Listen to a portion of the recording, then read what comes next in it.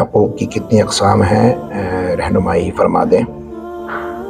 بنیادی طور سے حقوق دو اقسام پر مشتمل ہوتے ہیں، یا تو وہ حقوق اللہ ہوں گے یا حقوق العباد۔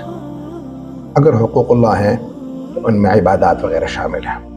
اگر یہ حقوق انسان سے فوت ہو جائیں تو اس کی معافی صرف اللہ رب العزت سے مانگی جائے گی اور توبہ استغفار کیا جائے گا، اللہ چاہیں تو وہ ان کی معافی کر دیں۔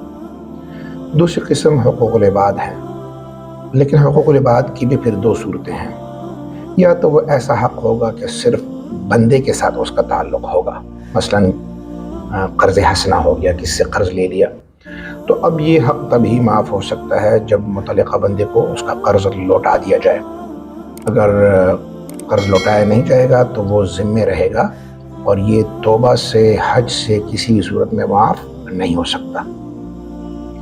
دوسری قسم کا حق، حقوق العباد میں دوسری قسم وہ حقوق ہیں جو بندے کے ساتھ بھی ریلیٹ کرتے ہیں اور اللہ رب العزت کا بھی حق ہے۔ مثلاً خدا نخواستہ کسی کے ہاتھ سے قتل ہو جاتا ہے تو قتل اللہ رب العزت کی معصیت بھی ہے، نافرمانی بھی ہے، اور کسی کو اس کے پیارے سے محروم کر دیا ہے، اس کے گھرانے کو، اس کے خاندان کو تکلیف پہنچائی ہے، وہ بھی کسی کا باپ ہوگا، کسی کا بیٹا، کسی کا شوہر، کسی کا بھائی، تو اس گھرانے کو تکلیف پہنچائی ہے، تو اس حوالے سے یہ حق العبد بھی ہوتا ہے، یعنی یہ بندوں کے ساتھ بھی اس کا تعلق ہے۔